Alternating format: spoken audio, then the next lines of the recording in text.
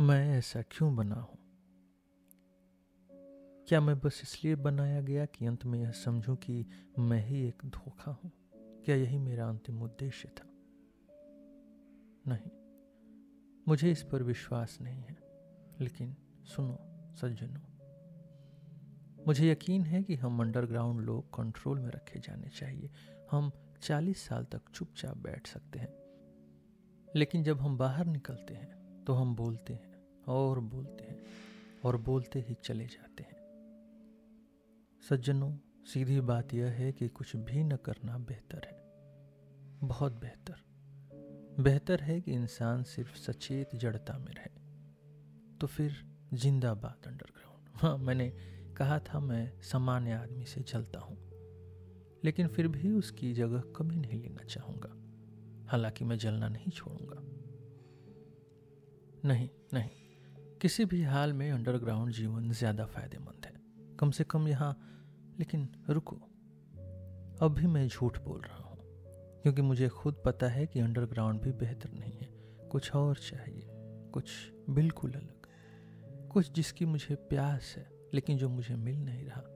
लानत है इस अंडरग्राउंड पर। एक और बात, अगर मैं खुद उन बातों पर यकीन करता जो मैंने लिखी है तो शायद यह बेहतर होता, लेकिन नहीं। मैं एक शब्द पर भी पूरी तरह यकीन नहीं करता। शायद मैं यकीन करता भी हूं, लेकिन साथ ही मुझे यह भी लगता है कि मैं झूठ बोल रहा हूं। अब तुम कहोगे, तो फिर तुमने यह सब लिखा ही क्यों? तुम्हें तो 40 साल तक अंधेरे में डाल देना चाहिए, फिर देखेंगे तुम क्या कहते हो। इंसान को 40 साल तक कुछ न करने दिया जाए, क्या यह शर्मनाक नहीं? तुम जिंदगी जीना चाहते हो, लेकिन उसे तर्क से सुलझाने की कोशिश कर रहे हो। तुम बकवास करते हो और फिर खुद ही डर जाते हो। तुम बेअदबी से बातें करते हो, फिर लोगों की अच्छी राय पाने की कोशिश करते हो। तुम कहते हो कि तुम निडर हो, लेकिन फिर मजाकिया बनने की कोशिश करते हो ताकि हम हंसे। तुम्हें पता है कि हमारे मजाक ज्यादा चतुर नहीं है, फिर भी तुम अपनी लेखनी की गुणवत्ता से संतुष्ट हो। तुमने तकलीफ सही होगी, लेकिन तुम्हें अपनी तकलीफ की इज्जत नहीं है। तुम शायद ईमानदार हो, लेकिन विनम्र नहीं। तुम हर छोटी बात को बढ़ा चढ़ाकर खुद पर लांछन लगाते हो। तुम कुछ कहना चाहते हो, लेकिन आखिरी बात छिपा लेते हो क्योंकि कहने की हिम्मत नहीं। तुम चेतना पर गर्व करते हो, लेकिन खुद के लिए अनिश्चित हो। तुम्हारा दिमाग चलता है, लेकिन तुम्हारा दिल अंधेरा और भ्रष्ट है। और सबसे बुरी बात, तुम हर चीज को नाटकीय बना देते हो। झूठ झूठ झूठ।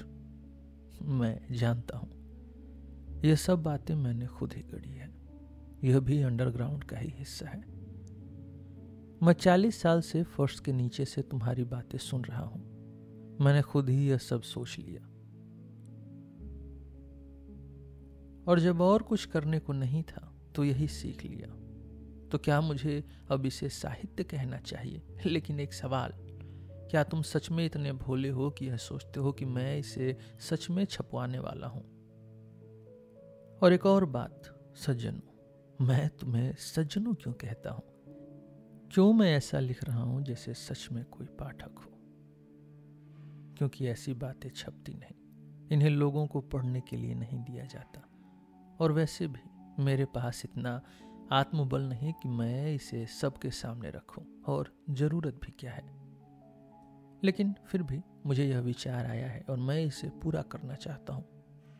हर इंसान के पास कुछ यादें होती हैं, कुछ जो वह अपने दोस्तों से साझा कर सकता है, कुछ जो वह अपने दोस्तों से भी नहीं, सिर्फ खुद से कह सकता है, और वह भी चुपचाप।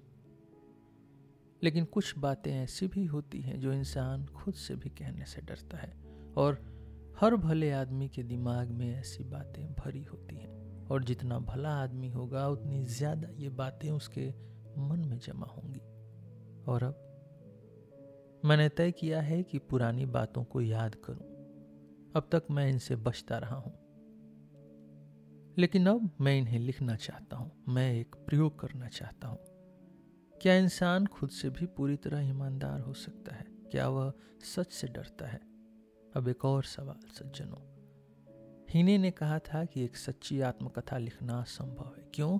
क्योंकि इंसान अपने बारे में झूठ बोलता ही है। रूसो ने अपनी कन्फेशंस में झूठ लिखा और जानबूझकर लिखा अहंकार में। लेकिन मैं क्यों लिख रहा हूं? मैं सिर्फ अपने लिए लिख रहा हूं। अगर मैं ऐसा लिखता हूं जैसे पाठक मौजूद हों, तो यह सिर्फ इसलिए कि इस रूप में लिखना आसान है। लेकिन सच्चाई यह है कि मेरे कोई पाठक नहीं है और कभी होंगे भी नहीं। मैं किसी सीमा में बंधना नहीं चाहता। मैं बिना किसी नियम के लिखूंगा, जो याद आएगा उसे बस लिखता जाऊंगा। अब तुम कहोगे, अगर तुम्हें पाठक नहीं चाहिए तो फिर तुम इस तरह क्यों लिख रहे हो? तुम खुद को सफाई क्यों दे रहे हो? तुम अपने विचारों को बिना प्रणाली के लिखने जैसी बातें क्यों कह रहे हो? तुम स्पष्टीकरण क्यों दे रहे हो? तो मेरा जवाब है सज्जनों, बस ऐसे ही। लेकिन इसमें भी मनोविज्ञान छिपा है। शायद मैं कायर हूं, या शायद मैं खुद को किसी काल्पनिक श्रोता के सामने रख रहा हूं, ताकि लिखते हुए थोड़ा ज्यादा प्राउड महसूस करूं।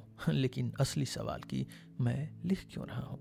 अगर यह मेरे लिए है, सिर्फ मेरे लिए, तो क्यों ना सिर्फ दिमाग में याद करूं, कागज पर क्यों लिखूं? क्योंकि कागज पर लिखना ज्यादा प्रभावी लगता है और शायद लिखने से कुछ राहत मिलेगी। आज मुझे एक पुरानी याद परेशान कर रही है। कुछ दिन पहले यह अचानक दिमाग में आई थी और अब यह पीछा नहीं छोड़ रही। मुझे इससे छुटकारा पाना है, तो क्यों न लिखकर इसे निकाल दूं? इसके अलावा मैं ऊब चुका हूं। मेरे पास कुछ करने को नहीं। लिखना भी एक काम ही सही। लोग कहते हैं कि काम इंसान को दयालु और ईमानदार बनाता है, तो चलो मैं भी कोशिश कर लेता हूं। बाहर बर्फ गिर रही है, गंदी पीली बर्फ। कल भी गिरी थी। शायद इस बर्फ ने ही मुझे यह पुरानी घटना याद दिला दी। तो चलो यह कहानी गिरती हुई बर्फ के नाम। जब गहरे अंधकार की कैद से मेरे जोशीले शब्दों की पुकार ने तेरी बुझी हुई आत्मा को मुक्त किया, और जब तू अपने ही दुख में तड़प उठा, अपने गिरे हुए अतीत को कोसता हुआ, जब तेरी सोई हुई अंतरात्मा ने पछतावे की जलती हुई लौ से खुद को जलाया, और तूने अपने अतीत की गंदगी को पहचाना जिसमें तू डूबा हुआ था मेरे आने से पहले, और फिर अचानक मैंने तुझे कांपते हुए देखा। तेरे आंसू झलक पड़े। तूने अपना चेहरा छिपा लिया, घृणा से, उन्माद में, भय से, अपनी ही यादों के दागदार अंधकार में। उस समय मैं सिर्फ 24 साल का था। मेरी जिंदगी तब भी अंधेरी थी, बेतरतीब थी, और उतनी ही अकेली थी जितना कोई जंगली प्राणी। मैंने किसी से दोस्ती नहीं की, बात करने से बचता था, खुद को और भी ज्यादा अपने खोल में छिपाता गया। दफ्तर में मैंने कभी किसी की तरफ देखा तक नहीं। मुझे अच्छी तरह पता था कि मेरे साथी मुझे अजीब आदमी समझते थे, शायद इससे भी बुरा। मुझे लगता था कि वे मुझसे नफरत करते हैं, लेकिन एक सवाल हमेशा परेशान करता था, क्या सिर्फ मैं ही ऐसा सोचता हूं? दूसरे लोग क्यों नहीं सोचते कि उन्हें घृणा से देखा जाता है? एक क्लर्क का चेहरा चेचक के दागों से भरा था, इतना भद्दा कि देखने में ही घिन आती थी। अगर मेरा चेहरा ऐसा होता तो शायद मैं किसी की तरफ देखने की हिम्मत भी न कर पाता। एक और था, उसकी वर्दी इतनी गंदी थी कि उसके आसपास बदबू आती थी, लेकिन इनमें से किसी को अपने बारे में कोई चिंता नहीं थी। उन्हें कोई फर्क नहीं पड़ता था, न अपनी शक्ल से, न अपनी बदबू से, न अपने स्वभाव से। क्यों? क्योंकि अगर उनके अफसर उन्हें ऐसे नहीं देखते थे तो बाकी दुनिया उन्हें क्यों देख रही है, इससे उन्हें फर्क नहीं पड़ता था। अब मुझे साफ समझ आता है, मेरी बेइंतहा अहंकार और खुद से ऊंची उम्मीदों की वजह से मैं खुद को ही हिकारत से देखता था, और इसलिए मुझे लगता था कि दूसरे भी मुझे वैसे ही देखते हैं। मैं अपने ही चेहरे से नफरत करता था। मुझे यह घिनौना लगता था। मैंने शक किया कि शायद मेरे चेहरे पर कोई नीचता झलकती है। इसलिए हर दिन जब मैं दफ्तर जाता था, मैं खुद को जबरदस्ती स्वतंत्र और ऊंचा दिखाने की कोशिश करता था। मेरा चेहरा बदसूरत हो सकता था, लेकिन इसे प्राउड होना चाहिए, भावनाओं से भरा होना चाहिए, और सबसे जरूरी, यह बेहद बुद्धिमान दिखना चाहिए। लेकिन मुझे मालूम था कि यह सब झूठ है। मुझे पता था कि मेरा चेहरा कभी भी ये सब व्यक्त नहीं कर सकता। सबसे बुरी बात यह थी कि मुझे लगता था मैं देखने में बेवकूफ़ लगता हूँ। काश मैं कम से कम बुद्धिमान ही दिखता। अगर मुझे बुद्धिमान दिखने के बदले नीच दिखना पड़ता तो मैं शायद वह भी स्वीकार कर लेता। मुझे अपने साथी क्लर्कों से नफरत थी। मैं उन्हें तुच्छ समझता था, लेकिन साथ ही मुझे उनसे डर भी लगता था। कभी कभी तो मुझे लगता था कि वे मुझसे बेहतर हैं। कैसे? यह अचानक होता था। एक पल मैं उन्हें नीचा समझता था और अगले ही पल वे मुझे खुद से बेहतर लगते थे। क्यों? क्योंकि एक शिक्षित आदमी के लिए अहंकारी होना तभी संभव है जब वह खुद को लेकर बेहद ऊंची उम्मीदें रखे और खुद को हर पल नीचा महसूस करे। अगर मैं उनकी आंखों में देखता तो मैं हमेशा पहले अपनी नजरें झुका लेता। यह मुझे अंदर तक परेशान करता था। मुझे डर था कि लोग मुझे मजाक का पात्र समझेंगे, इसलिए मैं हर चीज में सामान्यता चाहता था। मुझे भीड़ में खो जाना पसंद था, क्योंकि मुझे किसी भी तरह की अलग पहचान से डर लगता था। लेकिन मैं करूं तो क्या करूं? मैं जरूरत से ज्यादा संवेदनशील था, जैसा कि इस युग के हर आदमी को होना चाहिए। लेकिन सच बताऊं, मैं एक कायर और गुलाम था, और मुझे इसमें कोई शर्मिंदगी नहीं। क्यों? क्योंकि हर भला आदमी इस युग में कायर और गुलाम होता है। यह उसकी सामान्य स्थिति है। यह इंसान के स्वभाव का नियम है। अगर कभी कभी वह बहादुर होता है तो किसी और चीज के आगे जरूर हार जाएगा। सिर्फ गधे और खच्चर बहादुर होते हैं, और वो भी तब तक जब तक उन्हें किसी दीवार से न लगा दिया जाए। एक और बात थी जो मुझे परेशान करती थी। मैं सबसे अलग हूं, मैं अकेला हूं और वे सब एक साथ हैं। बस इससे साफ होता है कि मैं तब भी एक बच्चा था। कई बार दफ्तर जाना असहनीय हो जाता था। कई बार तो मैं बीमार पड़ जाता था। लेकिन फिर भी अचानक बिना किसी कारण मुझे संदेह और उदासीनता का दौरा पड़ता था। मेरी जिंदगी में सब कुछ दौरों में ही होता है। फिर मैं खुद पर हंसता, अपनी ही घृणा और ऊंच नीच की सोच पर हंसता और खुद को बेवकूफ रोमांटिक कहता। कभी कभी मैं किसी से बात तक नहीं करना चाहता था, लेकिन फिर अचानक बिना किसी कारण मैं उनसे दोस्ती करने की सोचता। क्या सच में मैं इतना अभिजात्य था, या यह सिर्फ किताबों से सीखा हुआ दिखावा था? आज भी मैं इस सवाल का जवाब नहीं दे पाया हूं। एक बार मैंने सच में उनसे दोस्ती कर ली। मैं उनके घर भी गया। हमने ताश खेली, वोडका पी, प्रमोशन की बातें की। लेकिन यहां मैं एक मोड़ लेना चाहता हूं। हम रूसी लोग कभी जर्मनों या फ्रांसीसियों जैसे बेवकूफ आध्यात्मिक रोमांटिक नहीं रहे। वे ऐसे मूर्ख होते हैं कि अगर भूकंप आ जाए, अगर पूरा फ्रांस बैरिकेडों पर मर जाए, तो भी वे वैसे के वैसे रहेंगे। वे बदलने का दिखावा तक नहीं करेंगे। वे अपनी मूर्खता भरी आध्यात्मिक कविताएं अपनी मौत तक गाते रहेंगे। क्यों? क्योंकि वे मूर्ख हैं। लेकिन रूस में हमारे पास कोई मूर्ख नहीं है। यही हमें विदेशियों से अलग करता है। इसलिए हमारे रोमांटिक कभी भी पूरी तरह से आध्यात्मिक मूर्ख नहीं होते। अब यह भ्रम कैसे फैला, आप पूछेंगे सज्जनों। हमारे यथार्थवादी पत्रकारों और आलोचकों ने इसे फैलाया।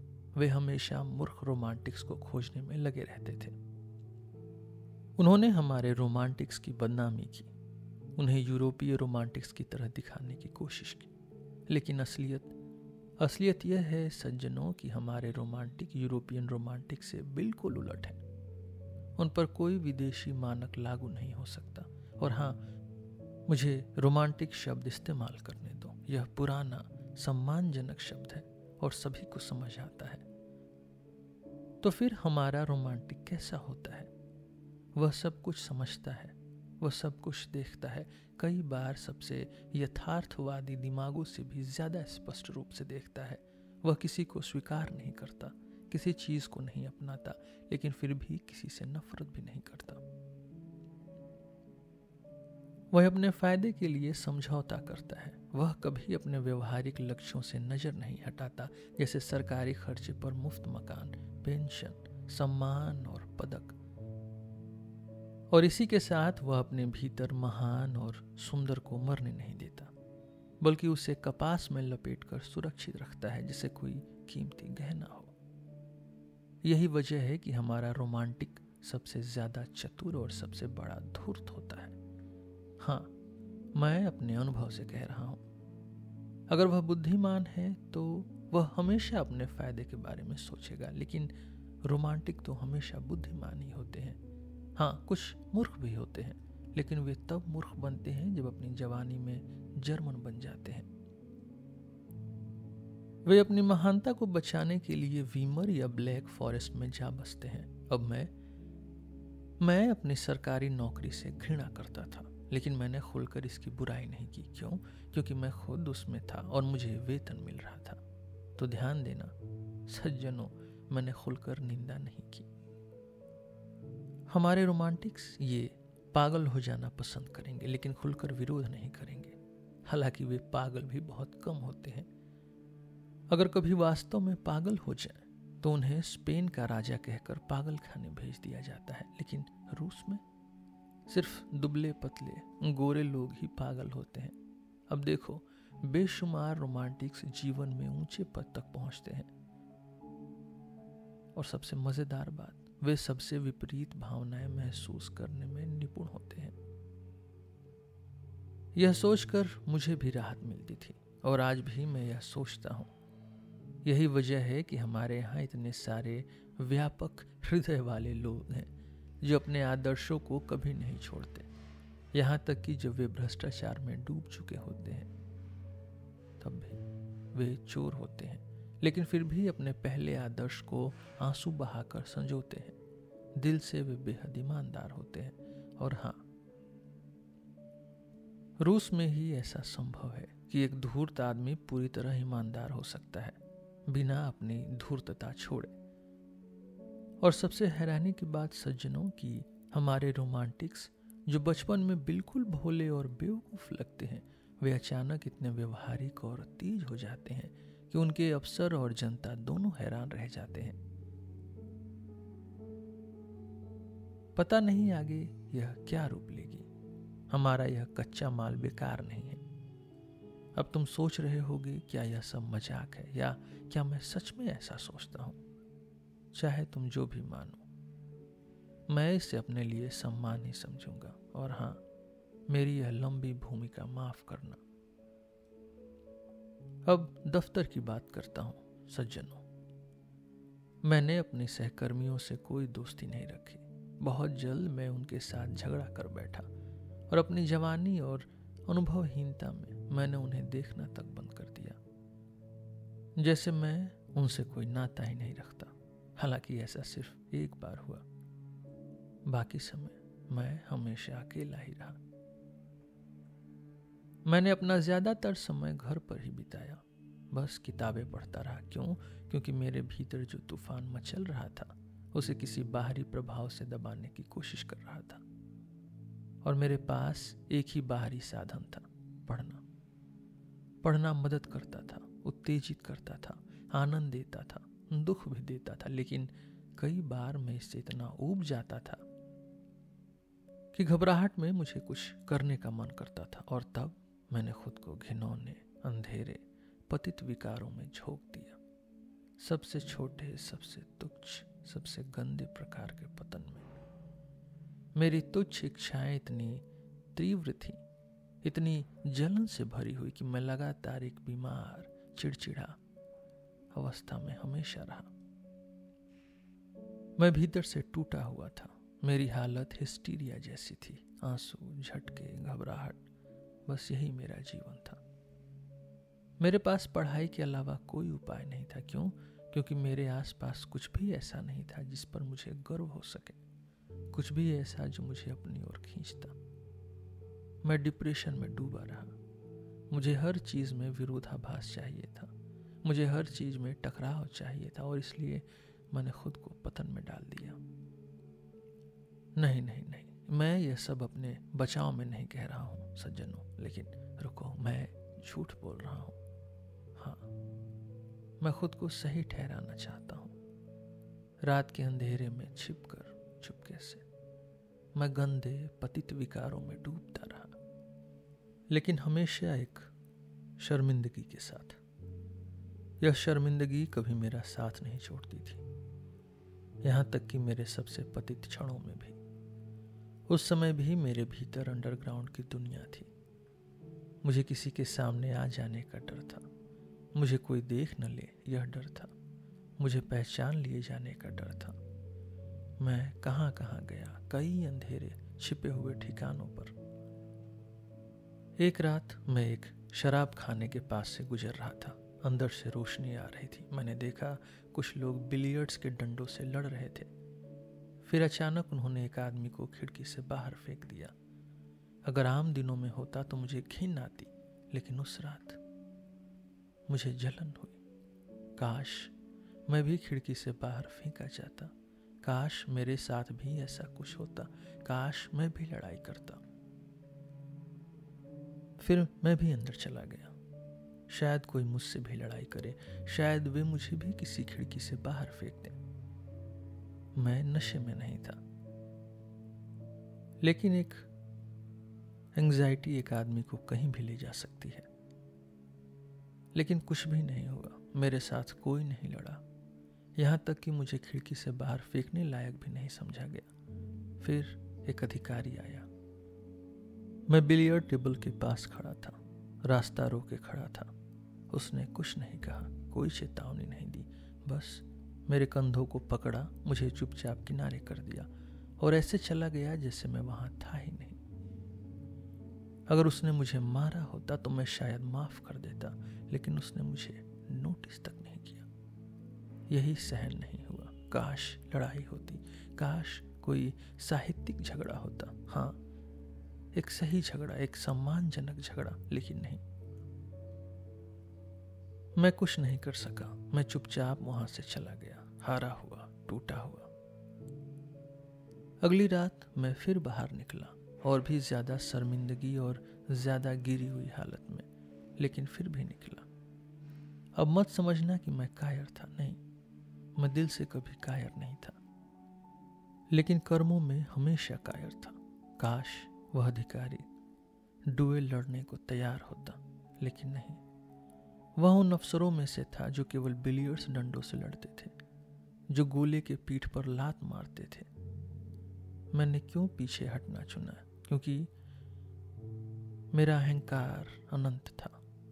मुझे पिटने का डर नहीं था, मुझे 6 फुट के आदमी से डर नहीं था, मुझे खिड़की से बाहर फेंके जाने से डर नहीं था, लेकिन मुझे इस बात से डर था कि सब मुझ पर हंसेंगे। मुझे डर था कि मेरा भी मजाक उड़ाएंगे। तो क्या यह कहानी यहीं खत्म हो गई? नहीं, मैं उस अधिकारी को लगातार देखता रहा, सड़कों पर, भीड़ में, सालों तक। मेरा गुस्सा और गहरा होता गया, मेरा बदला लेने का जुनून और बढ़ता गया। मैंने उसके बारे में पता लगवाया, मैंने उसका नाम जान लिया, मैंने उसका पता खोज लिया। फिर मैंने क्या किया? मैंने एक उपन्यास लिखा, एक निंदात्मक कहानी जो उसकी गिरावट को उजागर करती थी, लेकिन कहानी कभी छपी नहीं। फिर मैंने उसे डुएल के लिए ललकारने का निश्चय किया। मैंने एक सुंदर, प्रभावशाली पत्र लिखा। अगर उसमें जरा भी महानता और सुंदरता की समझ होती तो वह मुझे गले लगा लेता, लेकिन धन्यवाद ईश्वर, मैंने वह पत्र कभी नहीं भेजा। आज जब मैं सोचता हूं तो डर जाता हूं, अगर मैंने वह पत्र भेज दिया होता तो। और फिर अचानक मैंने सबसे सरल और शानदार तरीके से बदला ले लिया। एक झटके में एक गजब की सोच ने मेरे दिमाग में बिजली की तरह दस्तक दी। हर छुट्टी के दिन मैं दोपहर 4 बजे निवेस्की के चमचमाते फुटपाथ पर घूमता था, लेकिन यह घूमना नहीं था, यह अपमानों और जलील होने का सिलसिला था। हर कदम पर मैं एक कीचड़ में सने हुए कीड़े की तरह रेंगता था। कभी जनरल्स के लिए रास्ता छोड़ता था, कभी गार्ड अफसरों और हुस्सारों के लिए, कभी शानदार पोशाक पहने ऊंची समाज की महिलाओं के लिए, और हर बार मेरे दिल में एक तेज दर्द उठता था। मुझे पूरी स्पाइन में जलन महसूस होती थी। क्यों?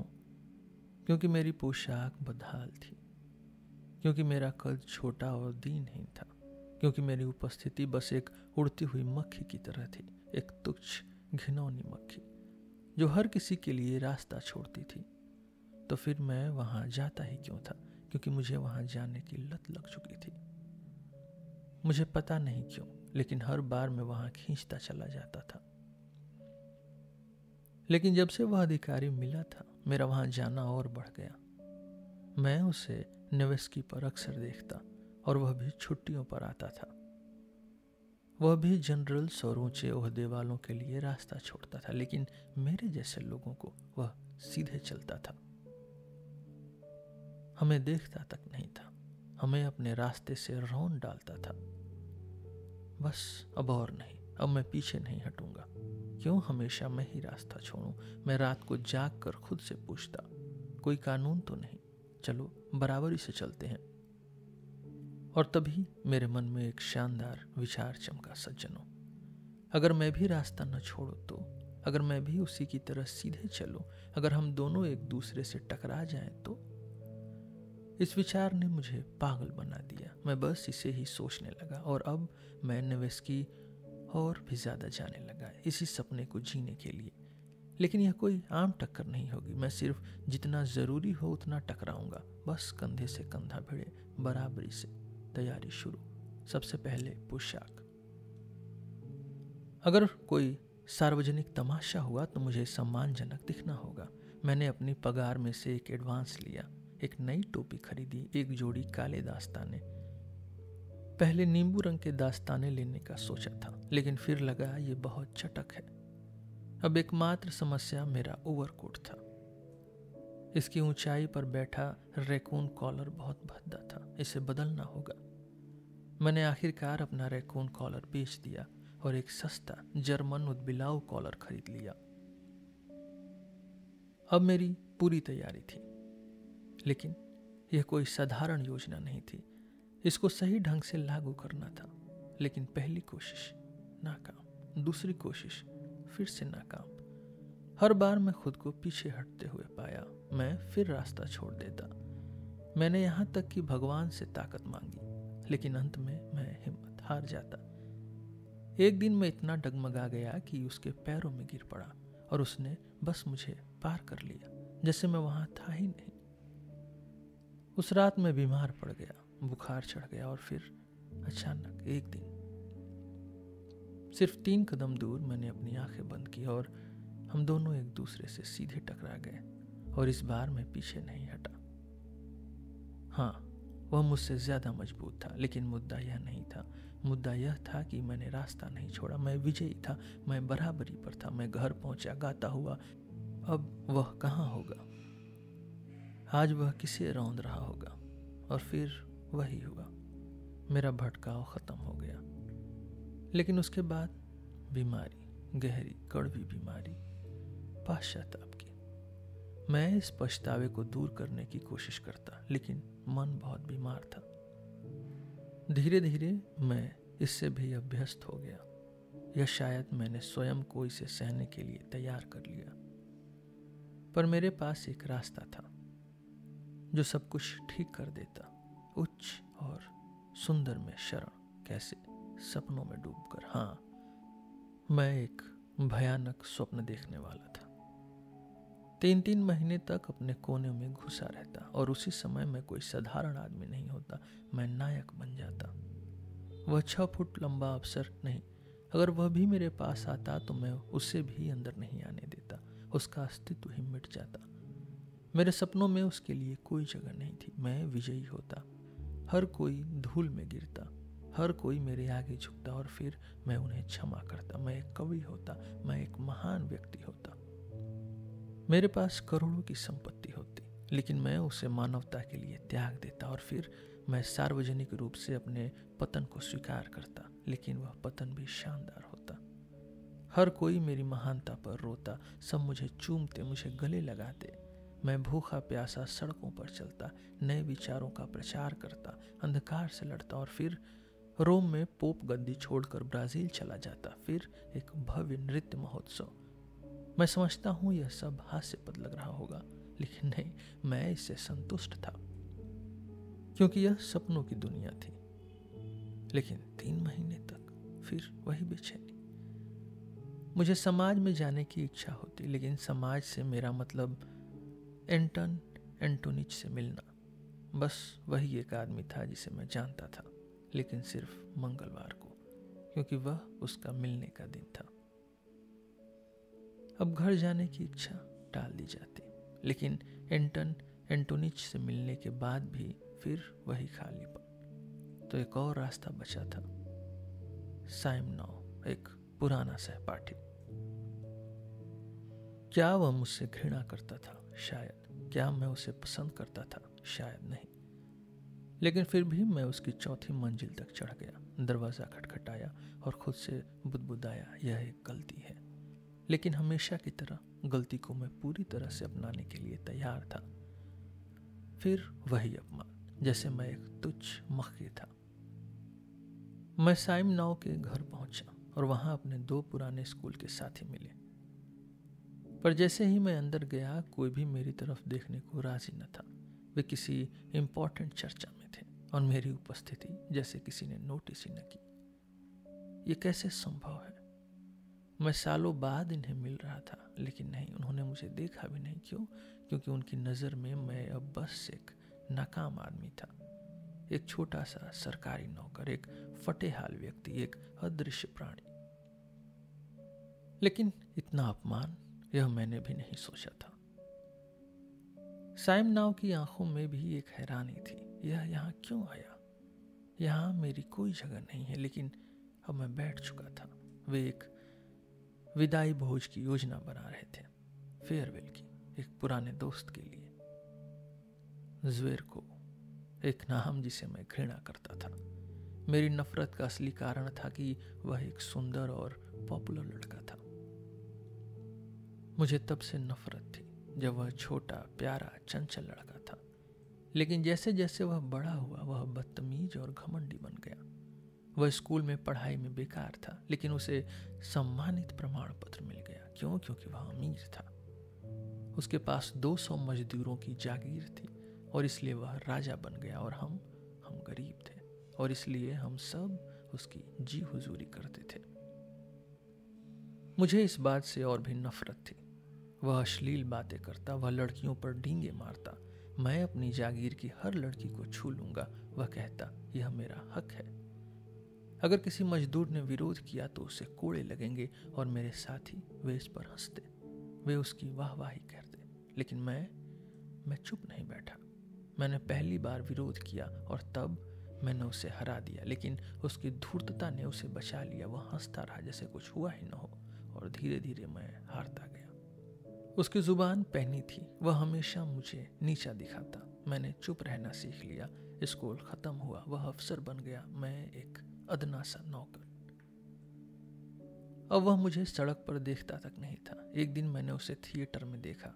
वह ऊपर की बॉक्स सीट में बैठा था, लड़कियों को लुभा रहा था, हंस रहा था, गर्व से चमक रहा था। लेकिन अब वे उसके लिए फेयरवेल रख रहे थे। वे उसकी चापलूसी करने को तैयार थे। क्यों? क्योंकि वह एक सफल आदमी था और मैं बस एक नाकाम शख्स। क्या तुम भी आओगे? साइमनॉव ने मुझसे पूछा। मैंने देखा वे मुझे नहीं बुलाना चाहते थे, लेकिन मैंने जवाब दिया, हाँ, मैं आऊंगा। अब देखना था मैं उस रात कैसे जीतूंगा। एक अजीब मुलाकात। साइमनॉव के साथ 2 और लोग थे। फेफ्रिचकिन, एक रूसीकरण जर्मन, छोटा कद, बंदर जैसी शक्ल, एक घमंडी, व्यंग्यकारी और ओछा इंसान। ज़्वेरको का चमचा जो उससे पैसे उधार लिया करता था, और दूसरा त्रुदोल्युबो, एक साधारण, शांत और ठंडे चेहरा वाला आदमी। वह केवल तरक्की की पूजा करता था और चूंकि वह ज़्वेरको का दूर का रिश्तेदार था तो उसका महत्व हम सबसे अधिक था। खर्च कितना होगा? उसने कहा। 7-7 रूबल, 3 लोगों से कुल 21। ज़्वेरको तो देगा नहीं। नहीं, हम उसे बुला रहे हैं, साइमनॉव ने बोला। क्या ज़्वेर को हमें अकेले देने देगा? बिल्कुल नहीं, फेफ्रिक्चिन बोला। वह तो शिष्टता से मना करेगा और फिर वह आधा दर्जन शैंपेन मंगवा लेगा, 4 लोगों के लिए आधा दर्जन। त्रुदुल्बो ने हिचकिचाकर पूछा, तो हम 3 लोग? ज़्वेर को चौथा, कुल 21 रूबल। सैमनॉव ने कहा, 21? मैं अचानक बोल पड़ा, अगर तुम मुझे गिनोगे तो यह 28 होगा। सन्नाटा छा गया। तुम भी आना चाहते हो? साइमनॉव हैरान दिखा। क्यों नहीं, मैं भी स्कूल का पुराना साथी हूं। मुझे नजरअंदाज किया गया था, यह मेरा अपमान था। पर तुम ज़्वेरकोव के दोस्त तो नहीं थे? त्रुदुल्बो ने बोला। तो क्या? शायद इसलिए ही मैं अब उससे मिलना चाहता हूं। अजीब आदमी हो। उसने कहा, ठीक है। सैमनॉव ने बोला, कल 5 बजे होटल डे पेरिस। पैसे का क्या? उन्होंने फुसफुसाकर पूछा। बस रहने दो। त्रुदुल्बो ने कहा, अगर इसे आना ही है तो आने दो। वे चले गए। पैसे? सैमनॉव हिचकिचाया। अभी दोगे? मेरा चेहरा लाल पड़ गया। मुझे याद आया, मैं सैमनॉव का पहले से ही 15 रूबल का कर्जदार था। मुझे पता नहीं था, मैं अटक गया। कोई बात नहीं। सैमनॉव जल्दी से बोला, कल डिनर के बाद दे देना। वह बेचैन हो गया।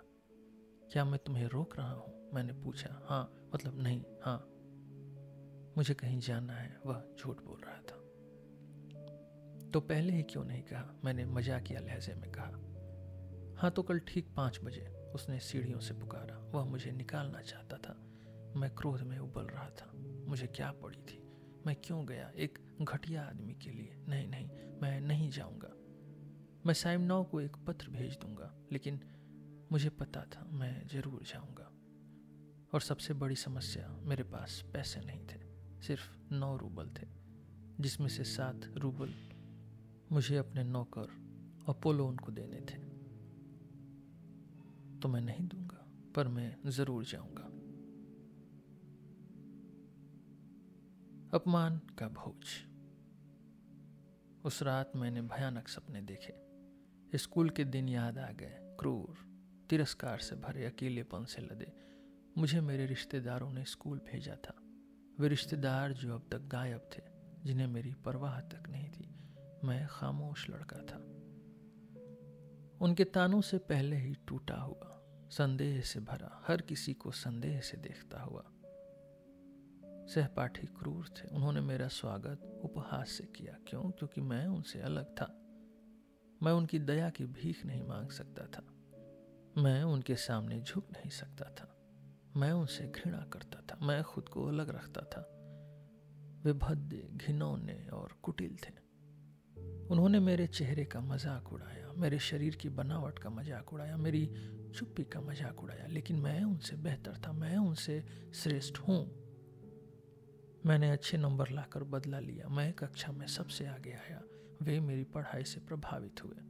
उन्होंने देखा कि मैंने वे किताबें पढ़ी हैं जो वे कभी नहीं समझ सकते थे। वे अंदर ही अंदर घबराए।